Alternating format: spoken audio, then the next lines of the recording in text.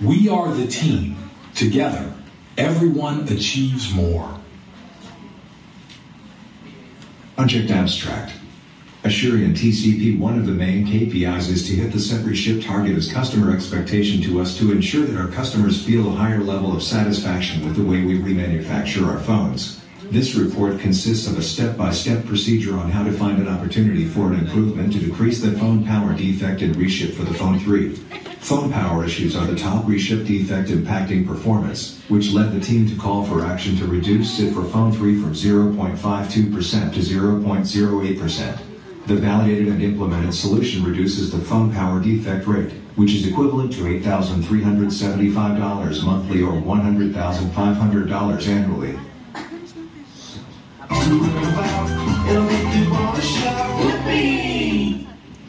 Woohoo! Welcome everyone! Today you're gonna witness Lippy and his team exploring on how to reduce phone power issue. Ladies and gentlemen, boys and girls, put your hands together and get ready to rock out with the one, the only Lippy! I'm so excited to see all of you! Hi, Mom! Hi, Dad! Oh, I love your bow tie for my cool suspenders! This is gonna be fun! Hello! Come on, everyone! Sing along with us! Come on, everyone! Let's make learning fun! So much to learn about, it'll make you wanna shout. You're happy and strong, come on and sing along. We'll have such fun today, it'll make you wanna sing.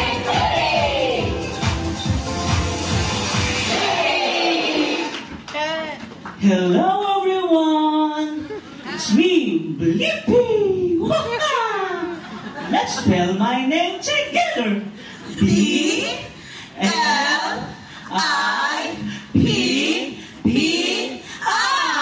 Blippi! Wow! I'm so excited to see all of you. Are you ready to have fun with us? Yes! Well, I want everyone to meet my boss. These are the Blippi Daddies. Can everyone say, hi, Blippi Buddies! Hi, everybody! Today, they're gonna help us to do the stratification. Stratification 1. The ship average was 1.05% higher than the target of 0.64%. For stratification number 2, we select 1 or 3 with 0.90% receive contribution. For stratification number 3, we select Ponzi model with 0.14% receive contribution with highest forecast volume. And for the last certification, phone power issue with the highest contribution among the defects with an average of 0.52%.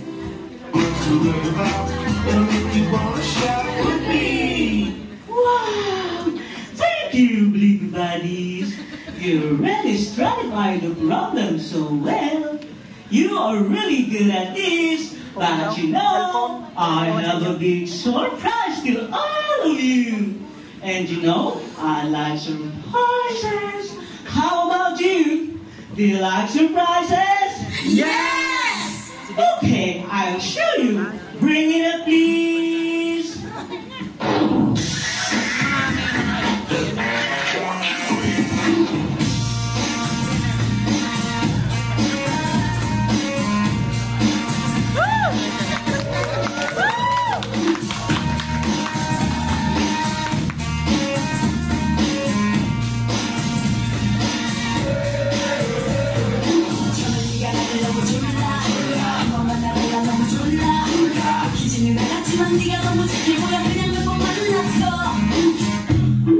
Wow! Thank you, Blippi dancers. Oh, Blippi Buddies. No problem, Blippi. Anytime, Blippi. Look at this, my big surprise to all of you. A big mobile phone.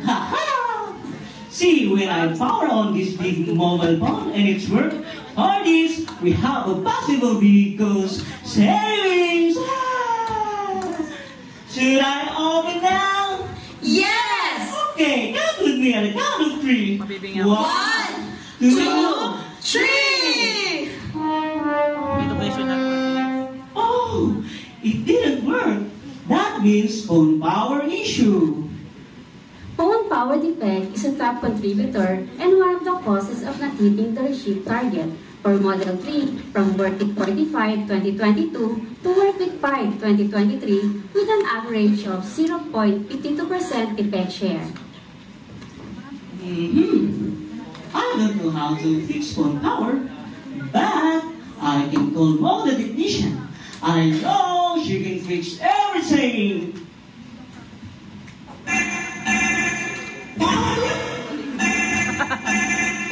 Mo, the technician here. Hi there, Blippi.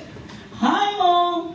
Hello, everybody. This is Mo, my friend. Can everyone say hi, Mo? Hi, Mo. Hi, everybody.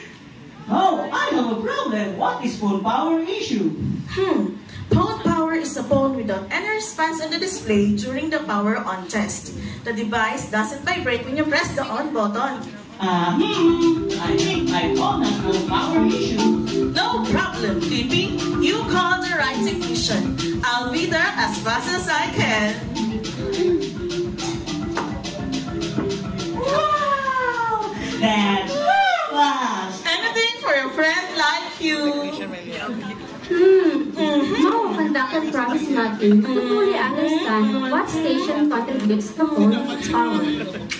Definitely, your mobile phone has phone power issue. But I can fix it. Wow! That's fantastic! Let's call our Blippi buddies. Come on, let's call our BP buddies to identify the potential root causes. Come on! You're happy and strong. Come on and sing along. We'll have such fun today. It'll make you want to sing.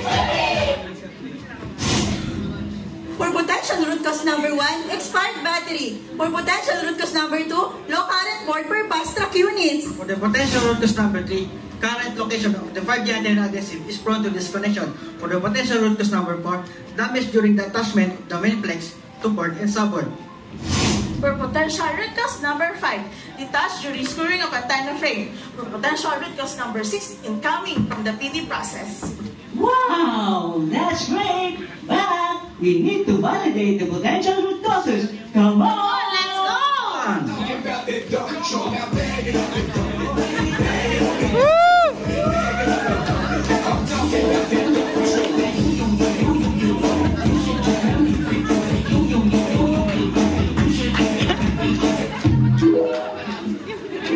For the potential root cause number 1, expired battery. Result, 0% defect share. Decision! Not true cause!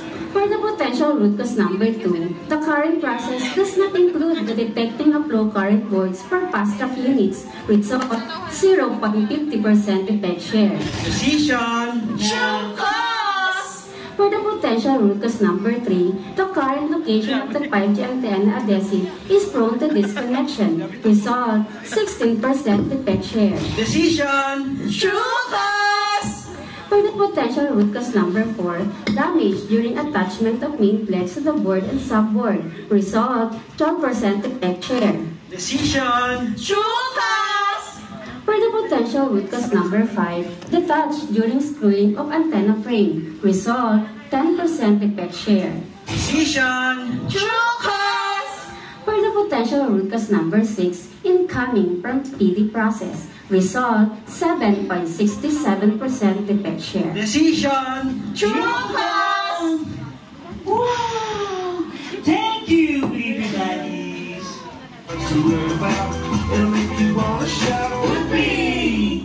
Wow! That was fantastic potential root causes.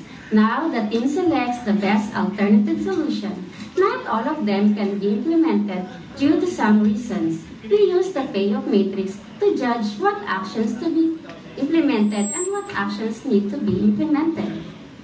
Wow, that's great! Come on, everybody!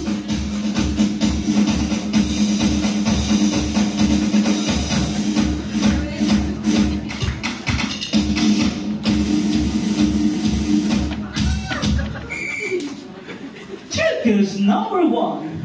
Action. Insert current checking in the PD process. Team decision. Or another countermeasure. Insert current checking in the R2 process. Team decision. Meow, meow, meow, meow. Circus number 2. Replace adhesive material measurement and design. Team decision. Meow, meow, meow, meow. For another countermeasure, transfer the location of the adhesive 5D antenna. Team decision. Go! Circus number 3. Change sequence attachment of matrix from data connector to MLB connector. Team decision. Go!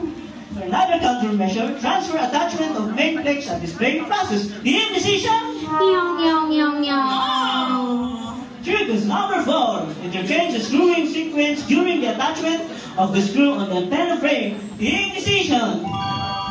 Go! For another countermeasure, request frame holder to already to be used during screwing. Team decision. Meow, meow, meow, meow, meow.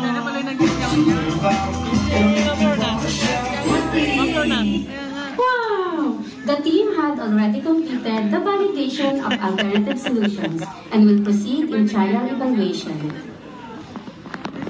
Wow! We are the team Blippi for the best solution. For best solution 1, implement current checking in the PD process. For best solution 2, transfer the location of 5D adhesive antenna. For best solution number 3, change sequence attachment of the matrix from data connector to MLB connector. For best solution 4, interchange the screwing sequence during the attachment of antenna frame. Thank you, Blippi buddies. Wow! The team conducts a risk assessment analysis to assess problems the team will encounter during the implementation of action and provide countermeasures if problem occurs. Alright, everyone, are you ready to open the phone? Yes! Well, come on, Blippi buddies. It's open the mobile phone. Now with me at the count of 3. 1, 2, 3. We did it! Using binomial capability comparison, the PEC was reduced by 86% from 0.52% to 0.07%. The tangible benefits in terms of cost prevention have a total equal to $8,375 monthly or $100,500 annually, and this was validated by our finance team. Yay! Congratulations, Blippi buddies! You already completed the DMAIC approach to decrease the phone power issue. The team planned out the countermeasure to Agile model. Documentation was made and continued their journey on the next project. Come on, everyone, let's make learning fun. So much to learn about if you want to shout. You're happy and strong. Come on and sing along. We'll have us from here. You make me want to say, Maraming salamat.